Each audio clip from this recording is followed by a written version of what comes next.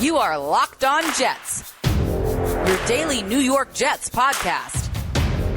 Part of the Locked On Podcast Network, your team every day.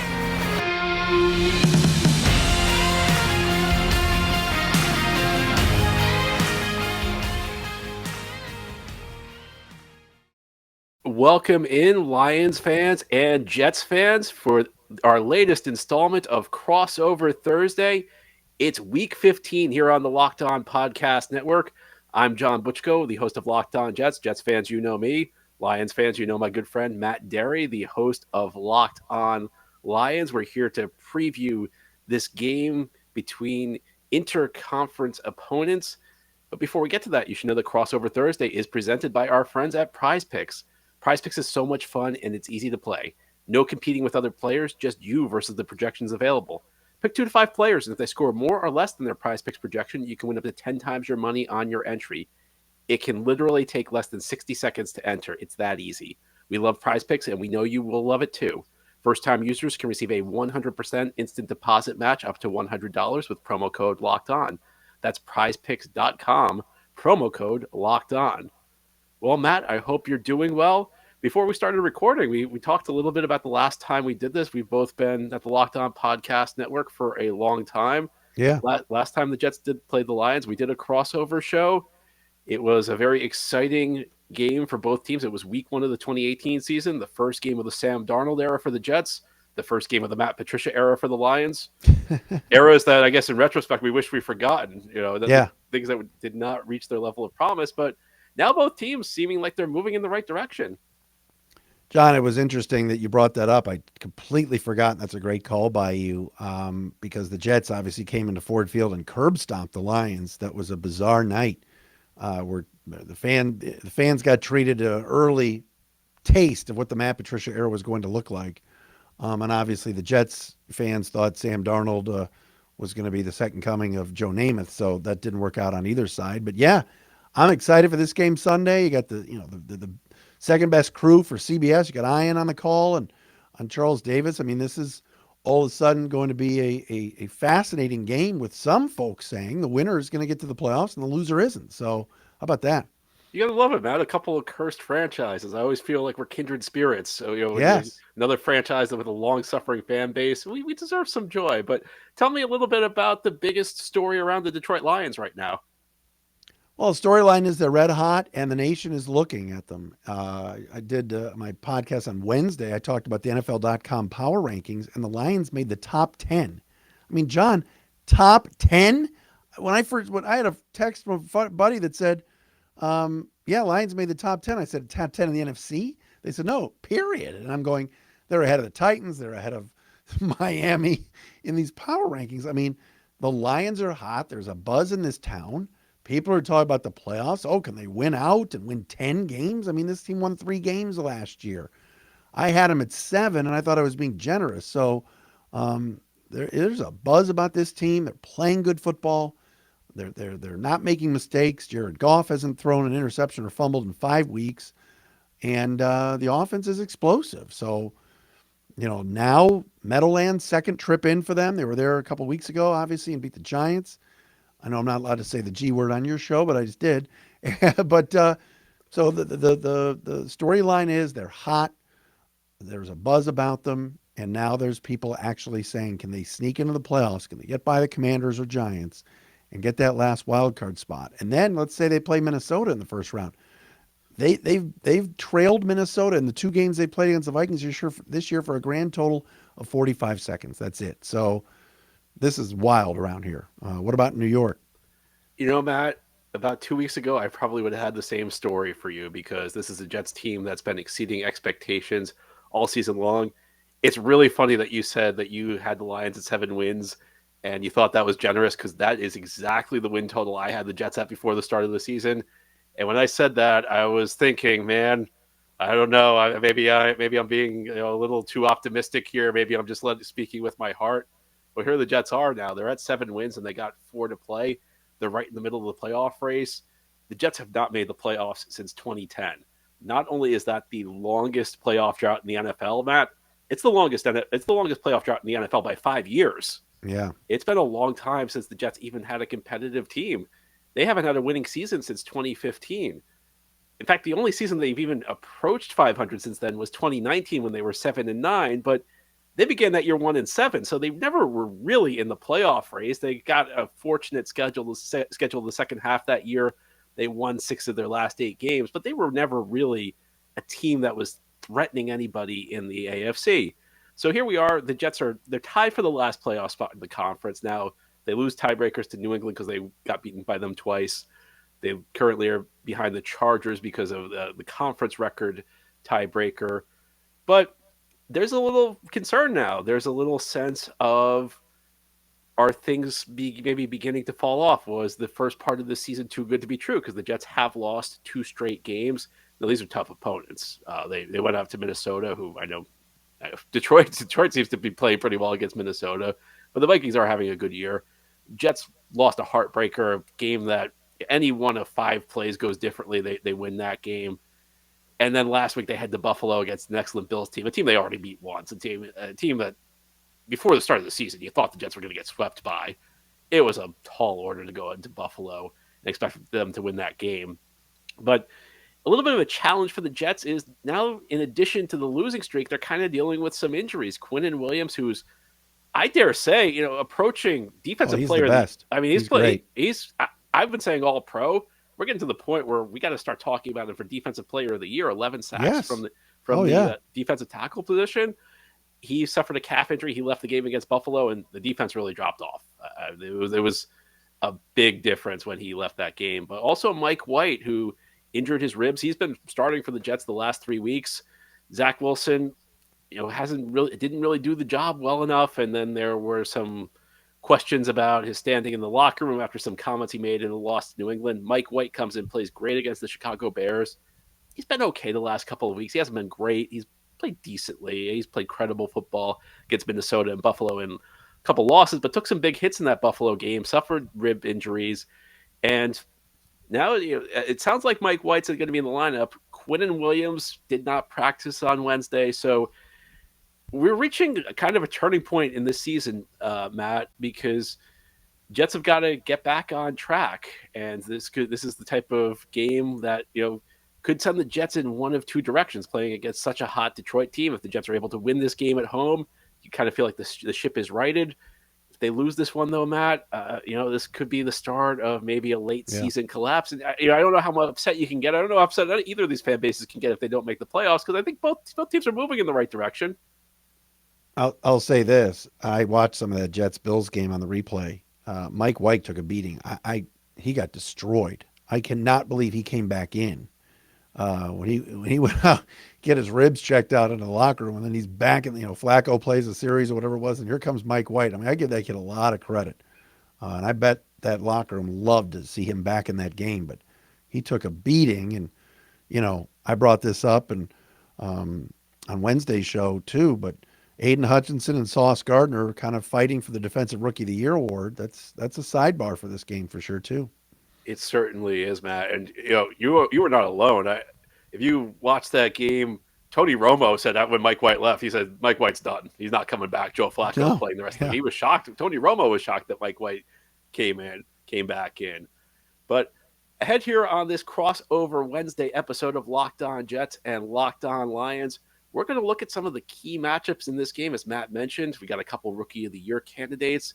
There are some compelling matchups on both sides of the ball. We'll give you our thoughts on which ones are worth watching the most as we continue this crossover Thursday edition of Locked On Jets and Locked On Lions. This episode of Locked On Jets and Locked On Lions is brought to you by SimpliSafe. At both shows, we believe home should be where you and your family feel safest, especially over the holidays. This season, give yourself and your family the gift of peace and protection with the #1 rated home security system, SimpliSafe. And right now, SimpliSafe is offering Locked On Jets and Locked On Lions listeners 40% off a new security system. Do not put this off. SimpliSafe was named the best home security system of 2022 by U.S. News & World Report. It's the 3rd straight year that's happened. In an emergency, 24/7 professional monitoring agents use Fast Protect technology exclusively from SimpliSafe to capture critical evidence and verify the threat is real, so you can get higher priority police response. SimpliSafe is whole home security with advanced sensors for every room, window, and door, HD security cameras for inside and out, smarter ways to detect motion that alert you only when the threat is real, and even hazard sensors that detect fires, floods, and other threats to your home. 24/7 professional monitoring service costs under $1 a day, less than half of the price of a traditional home security system. So don't miss your chance to save big on our favorite security system. Get 40% off any new system at simplysafe.com/lockedonnfl today. That's simplysafe.com/lockedonnfl. There's no safe like SimpliSafe. Thank you so much for making Locked On Jets and Locked On Lions your first listen every day. I'm John Butchko, Locked On Jets, along with Matt Dery, the host of Locked On Lions, getting you ready for Week 15 action in the NFL at the Meadowlands on Sunday. Jets and Lions, big game for both teams. Lots of compelling matchups on both sides of the ball, Matt. What do you have your eye on? Well, I want to see if the Lions can run the football again. The offense is explosive. They're putting up 30 points plus now in 5 games this year. They've been on fire lately in the passing game with Jared Goff basically having a clean pocket, no sacks this past week. Lots of receiver options with Jameson Williams now healthy. The rookie has played in 2 games and caught a touchdown last week. Amon-Ra St. Brown is unreal. DJ Chark is coming on. So they've got some weapons, and Swift and Williams in the backfield. But the run game the last few weeks has not been as good as it's been at the start of the year. And I'll be interested in watching the Lions running the football against the Jets. Quinnen Williams is healthy. Those very physical linebackers you guys have. It's a top 13 run defense in the league. Can the Lions run the ball? Because they did against the Giants in that same stadium, which gets windy and gets certainly the elements play a factor. Goff having to go 3rd and 9, 3rd and 10, 3rd and 11. He hasn't had to do that the last few weeks because the pass game's just been so good. That's what Ben Johnson, the OC, has been calling. But on the road, cold, windy, can the Lions run against that Jets run defense? I'll be watching that. How about you? I'm actually going to go on the other side of the ball and talk about the Jets run game. They have a rookie in there, Bam Knight, an undrafted free agent out of North Carolina State, who's played very well the last 3 weeks. He had been on the Jets practice squad. Matt, early in the season, Breece Hall, the Jets' second-round pick, was having a phenomenal year. He was a guy who looked like he was going to be a contender for Rookie of the Year on the offensive side of the ball. He had pretty much become the Jets' go-to guy on offense. And since he went down, Garrett Wilson has kind of emerged in that role. But after Hall's injury, the Jets' run game's been inconsistent. Michael Carter, a second-year back out of North Carolina, who had a very solid rookie season, a good player, just is not having the type of year he had last year. He had a really bad game last week against Buffalo where he fumbled the ball away, and he might be playing injured. He doesn't look explosive. He's not running through the arm tackles he was running through last year. Well, Bam Knight's played exceptional football. He's shown a little bit of everything. He's shown an ability to run the ball inside. He runs with authority, shown a little ability to make guys miss in the open field. And he's got an extra gear. He's been playing really solid football. I think the Jets want to get back to the run game. Mike LaFleur, their offensive coordinator, is a disciple of Kyle Shanahan. And anybody who comes from the Shanahan tree, they like to run the ball first.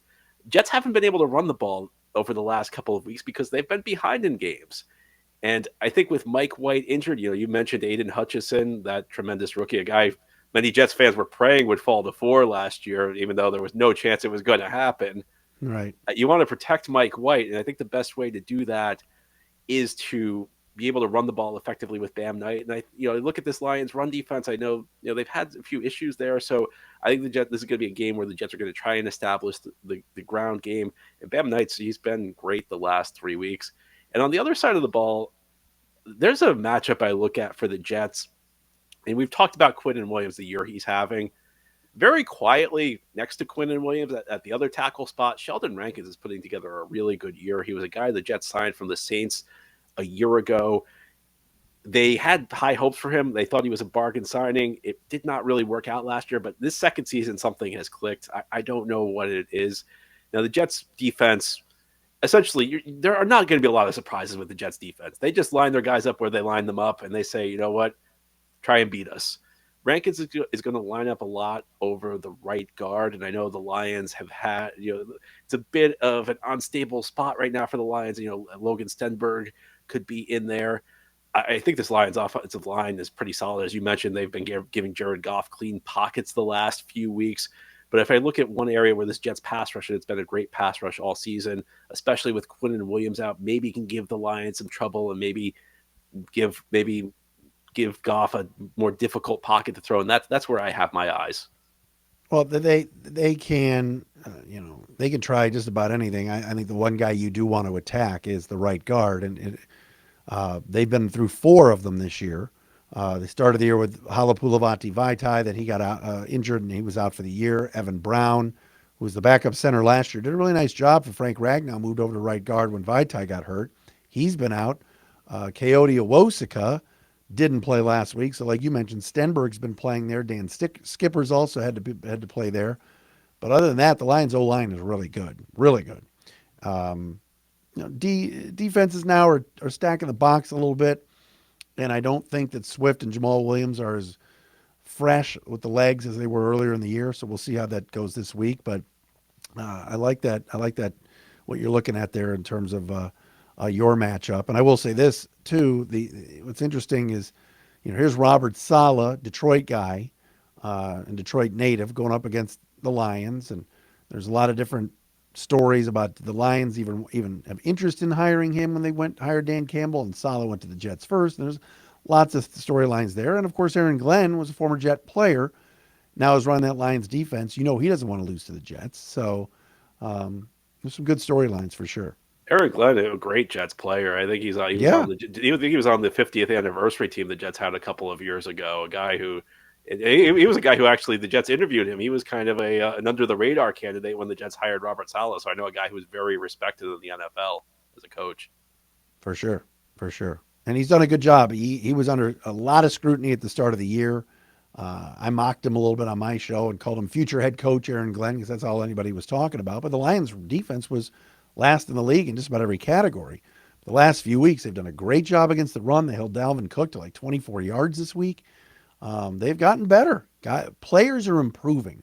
Alex Anzalone, their linebacker, has gotten inside linebacker has gotten better. Safety group has gotten better. John Kaminsky, kind of a no-name D lineman, plays and has gotten better. So players are, that's what you want in the second year of a rebuild is development, and that's what's happening. It's so funny, Matt, because I keep hearing you talk, and it's like these teams are mirror images of each other. Last year, the Jets had maybe the worst defense in the league, and their coordinator, Jeff Ulbrich, got a lot of grief from the fan base. This year, the Jets have brought in a number of key players on defense. They signed DJ Reed to play one corner slot. They drafted Sauce Gardner, who's having a phenomenal rookie year at the other spot. But more than anything, as I mentioned, Quinnen Williams has had his breakout season. He always was a good player, and I was always defending Quinnen Williams because I said, even if he's not everything you wanted him to be, he still was a very good player his first 3 years. Well, this year, forget about it. This year, he's developed into a star, and the Jets are certainly hoping to have him back in the lineup on Sunday. But it's amazing, Matt. I mean, it's like these two teams, these two cursed teams, with the second-year coaches, the second year of this build, and now it feels like things are moving in the right direction. I hope for both fan bases because, as I said, I feel a bond with the Lions fans because I feel like we've gone through a lot of the same things. Oh, no question about it. And there are some Lion fans that are waiting for the next shoe to drop, but people are even the skeptics right now have to admit that this team is playing really good football. They are taking care of the ball, and the giveaway takeaway, they're winning every week, and they're pounding people. They pounded the Vikings this past week. The Jags the week before, they just destroyed them. Even the Giant game a couple weeks ago. Went into New York and a very physical Giants team and pushed them around. The Bills, they probably should have won that game on Thanksgiving. So these last 6 weeks, you're seeing a lot of what Dan Campbell and General Manager Brad Holmes wanted to build. Well, Matt, an exciting time for both teams. Both teams in the second year of this build seem like they're heading in the right direction. I sense a lot of mutual respect between the two fan bases, but of course, only one team can win this game on Sunday, unless there's a tie. But ahead here on the Locked On Jets, Locked On Lions crossover Thursday show, Matt and I will close things out by giving our predictions. Who do we think will win this Week 15 game? We'll tell you ahead here on Locked On Jets and Locked On Lions. Well, if you're looking for the odds makers to give you a better idea of who's going to win this game, you're not in much luck. The line has changed all week. It's gone from Lions to the Jets back and forth. It's close to being a pick'em game. If you want to lay money down on this game because you're a Jets fan or a Lions fan who's confident, you should know that BetOnline.net is your number one source for sports betting info, news, stats, and analysis. Get the latest odds and trends for every professional and amateur league out there, from pro football to college bowl season to the basketball and World Cup. They've got it all at betonline.net. And if you love sports podcasts, well, of course you love sports podcasts. You're listening to this crossover show. You can find those at BetOnline as well. They're the fastest and easiest way to get all of your betting info. Head to the website today or use your mobile device to learn more. BetOnline, where the game starts.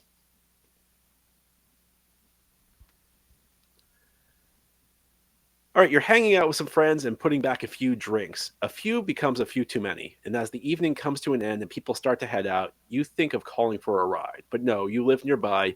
You think you can make it home okay. You think it's no big deal. What are the odds you'll get pulled over anyway? And even so, what's the worst that could happen? Your insurance goes up, you lose your license, you lose your job, you lose your car, you kill someone. Everybody knows about the risks of driving drunk. The results are tragic and often deadly. However, that doesn't stop everyone from getting behind the wheel while under the influence. And that's why police officers are out there right now looking for impaired drivers on our roads to save lives. So if you think you're okay to drive after a few drinks, think again. Play it safe and plan to get ahead with a ride. It only takes one mistake to change your life or somebody else's forever. Drive sober or get pulled over. This is a crossover Thursday edition of Locked On Jets and Locked On Lions. I'm John, the host of Locked On Jets, along with Matt, the host of Locked On Lions. All right, Matt, I think we both have a lot of respect for our opponent this week, but only one team can win this game unless you're going to pick a tie, which I don't think you'll do. But who do you think comes away victorious in the Meadowlands? This is tough.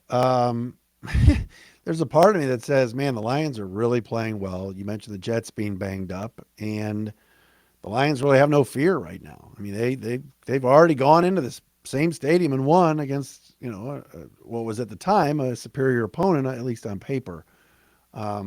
Jets obviously 7-6, Lions 6-7. Like you said, it's kind of a pick'em game. I don't know. I'm kind of, I hate to waffle on this. I mean, maybe I'll take the home team.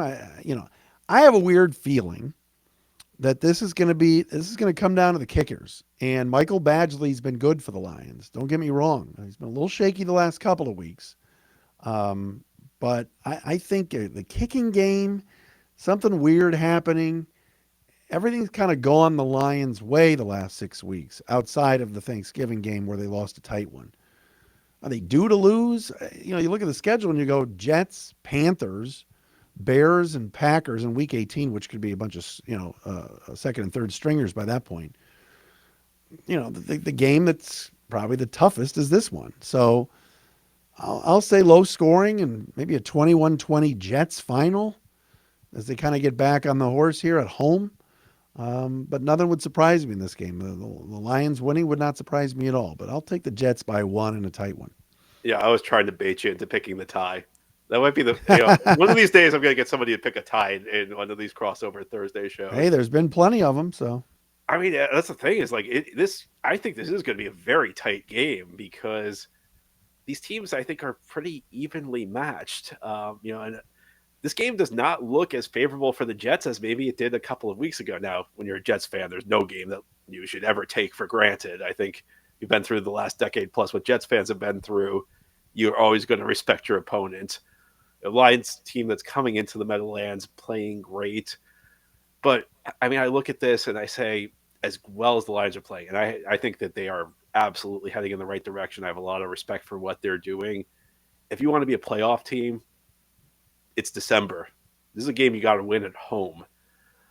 I worry about how banged up the Jets are, but I do think they're going to be able to run the ball on Detroit. I think that this defense is going to be able to prevent the big play. And, essentially, I think that this, in some ways, stylistically, the Jets are kind of a favorite, have a good matchup for this Lions team on offense, as well as Jared Goff, and they're playing. I wouldn't be surprised by anything that happened. In fact, I'm tempted to pick the tie, Matt, but I think I'm going to go Jets 21, Lions 17. Yeah, I think we're right around the same spot. Win or lose, you got to be. People in Detroit are thrilled that we're even having this discussion about playoffs in year 2 of the rebuild in December. But I don't know. I got a weird feeling for this. I could be wrong. I could really be wrong because the Lions have played so well, especially offensively. But I think a few bounces. You never know in that building with the wind, and that's why I think the Jets will win, but very close. Yeah, I would be surprised if this was a blowout either way. I mean, that's one prediction I feel pretty safe in making because I think these are both teams that are really tough outs. And I'll be honest with you, Matt, if I'm a team in the NFC at the top of them, this Detroit team is not the team I want to face. Yeah, And I think the Jets would be a very tough out. I mean, I don't know how far the Jets would go, but I don't think the Jets are a team anybody would want to face in the AFC playoffs either. no doubt, no doubt. All right, John, this was fun. Absolutely, Matt. Well, hopefully we'll do it sooner than 4 years. Maybe we'll get, you could say a preseason game. Maybe we'll get a Super Bowl. Maybe these teams are Oh my absolutely God, heading in the could right you direction. imagine the? I shouldn't say that. I've been Are you out of your mind? I've been a fan of a cursed team long enough to not raise that. So I apologize to everybody out there from both sides. At least the Jets have been there. Come on now. Yeah, and hey, if you're like 65 years old, you got to watch it. I'm That's right. unfortunately a little younger than 65. But Matt, it's always a pleasure chatting with you, even though we don't get to do it often, but it's always a pleasure when we do this. Hope you have a great weekend. Hope you enjoy the game. All right, John. Thank you. All right, and all you fans out there, thank you again for making Locked On Jets or Locked On Lions your first listen. If you're a Jets fan, head on over to Locked On Lions to get the latest intel on the Jets rival the team, the Jets opponent this weekend. If you're a Lions fan, we'd love to have you at Locked On Jets so you can find out about your opponent. We'll be back again tomorrow. Matt and I will be back on our regular shows to preview this game. Until then, take care, everybody.